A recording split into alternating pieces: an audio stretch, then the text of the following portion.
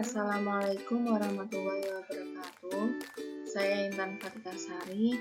Di sini saya akan menjelaskan tentang faktor-faktor yang mempengaruhi pertumbuhan dan perkembangan peserta didik. Selanjutnya, pengertian pertumbuhan dan berkembang. Pertumbuhan adalah bertambahnya jumlah dan besarnya sel di seluruh bagian tubuh yang secara kuantitatif dapat diukur, sedangkan perkembangan adalah bertambah sempurnanya fungsi alat tubuh yang dapat dicapai melalui tubuh. Kematangan dan belajar. Pertumbuhan dan perkembangan berjalan menurut norma-norma tertentu. Walaupun demikian, seorang anak dalam banyak hal bergantung kepada orang dewasa, misalnya mengkonsumsi makanan, perawatan, bimbingan, perasaan aman, pencegahan penyakit, dan sebagainya. Oleh karena itu, semua orang-orang yang mendapat tugas mengawasi anak harus mengerti persoalan anak yang sedang tumbuh dan berkembang. Teori pertumbuhan dan perkembangan. Yang pertama, Sigmund Freud atau perkembangan fisikal. Fase oral 0-1 tahun. Pusat aktivitas yang menyenangkan di dalam mulutnya. Anak mendapat kepuasan saat mendapat ASI. Kepuasan bertambah dengan aktivitas mengisap jari dan tangannya atau benda-benda sekitarnya. Fase anal 2-3 tahun. Meliputi retensi dan pengeluaran fases. Pusat kenikmatannya pada anus saat BAB. Waktu yang tepat untuk mengajarkan disiplin dan bertanggung jawab. Fase uregenital atau falix. Usia 3-4 tahun.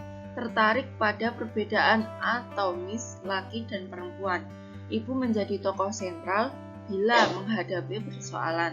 Kedekatan anak laki-laki pada ibunya menimbulkan gairah seksual dan perasaan cinta yang disebut Oedipus kompleks.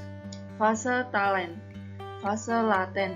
4-5 tahun sampai masa pubertas. Masa tenang, tetapi anak mengalami perkembangan pesat aspek motorik dan kognitifnya. Disebut juga fase homoseksual alamiah, karena anak-anak mencari teman sesuai jenis kelaminnya, serta mencari figur role model sesuai jenis kelaminnya dari orang tua. Fase genitalia. Alat reproduksi sudah muali matang. Heteroseksual dan mulai menjalin hubungan rasa cinta dengan berbeda jenis kelamin. 2. IAKT atau perkembangan kognitif. Meliputi kemampuan inteligensi, kemampuan berpersepsi, dan kemampuan mengakses informasi. Berpikir logika, memecahkan masalah kompleks, menjadi simpel dan memahami ide yang abstrak menjadi konkret. Bagaimana menimbulkan prestasi dengan kemampuan yang dimiliki anak? Tahap sensori 0-2 tahun. Perilaku anak banyak melibatkan motorik. Belum terjadi kegiatan mental yang bersifat simbolis. Berpikir sekitar usia 18-24 bulan, anak mulai bisa melakukan operations, awal kemampuan berpikir. Tahap pra-operasional 2-7 tahun. Terhadap tahap prakonseptual 2-4 tahun, anak melihat dunia hanya dalam hubungan dengan dirinya. Pola pikir egosentris. Pola berpikir ada dua, yaitu transduktif, anak mendasarkan kesimpulannya pada suatu peristiwa tertentu, atau ayam bertelur, jadi semua binatang bertelur, atau karena ciri-ciri objektif tertentu. Truk dalam mobil sama karena punya roda 4. Tahap operasional konkret 7-12 tahun. Konversi menunjukkan anak mampu menawar satu objek yang diubah bagaimanapun bentuknya. Bila tidak ditambah atau dikurangi, maka volumenya tetap. Seriasi menunjukkan anak mampu mengklasifikasikan objek menurut berbagai macam cirinya seperti tinggi, besar, kecil, warna, bentuk, dan seterusnya. Tahap operasional atau formal, mulai usia 12 tahun. Anak dapat melakukan representasi simbolis tanpa menghadapi objek-objek yang ia pikirkan. Pola pikir menjadi lebih fleksibel melihat persoalan dari berbagai sudut yang berbeda. Selanjutnya, Erikson atau perkembangan psikososial. Proses perkembangan psikososial tergantung pada bagaimana individu menyelesaikan tugas perkembangannya pada tahap itu. Yang paling penting adalah bagaimana memfokuskan diri individu pada penyelesaian konflik, yang baik itu berlawanan atau tidak dengan tugas perkembangannya. Yang pertama, mistrust 0 sampai 1 tahun. Yang kedua, autonomi Same Endop 2 sampai 3 tahun. Yang ketiga, inisiatif 3 sampai 6 tahun. Yang keempat, industri 6 sampai 11 tahun. Yang kelima, identifi mulai 12 tahun. Yang keenam, intimasi dewasa awal.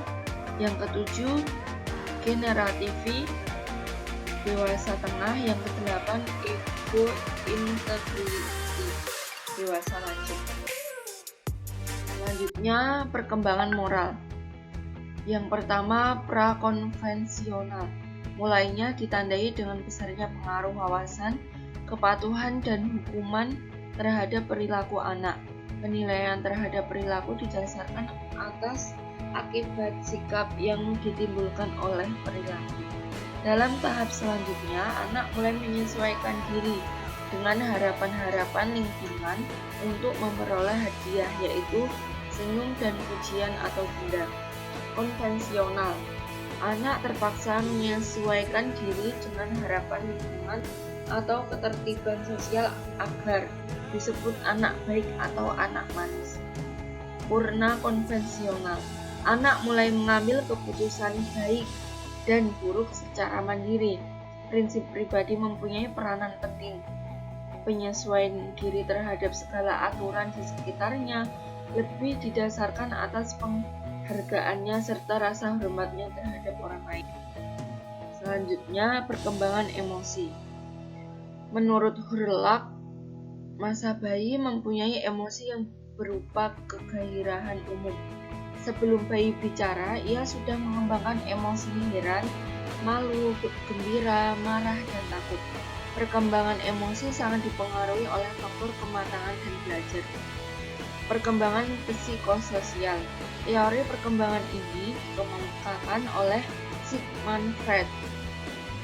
Beliau mengemukakan bahwa di dalam jiwa individu terhadap 3 kelompok komponen: nangis, minta, minum, makan, dan lain-lain.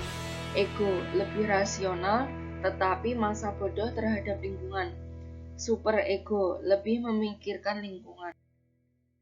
Faktor-faktor yang mempengaruhi pertumbuhan dan perkembangan anak.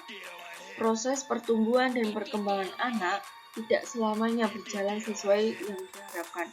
Hal ini disebabkan karena banyak faktor yang mempengaruhinya, baik faktor yang dapat diubah atau dimodifikasi, yaitu faktor keturunan maupun faktor yang tidak dapat diubah, yaitu faktor lingkungan.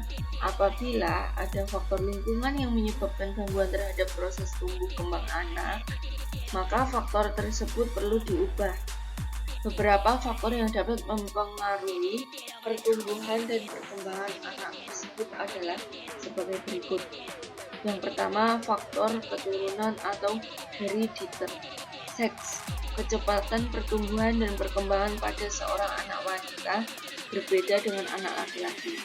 Ras. Anak keturunan bangsawan Eropa lebih tinggi dan besar dibandingkan dengan anak keturunan bangsa Asia. Faktor lingkungan. Lingkungan eksternal. Yang pertama, kebudayaan. Kedua, status sosial ekonomi keluarga. Yang ketiga, nutrisi. Yang keempat, penyimpangan dari keadaan normal. Yang kelima, olahraga. Dan yang terakhir, urutan anak dalam keluarganya. Pola pertumbuhan dan perkembangan. Yang pertama ereksional, yang kedua sekuensial, yang ketiga masa sensitif.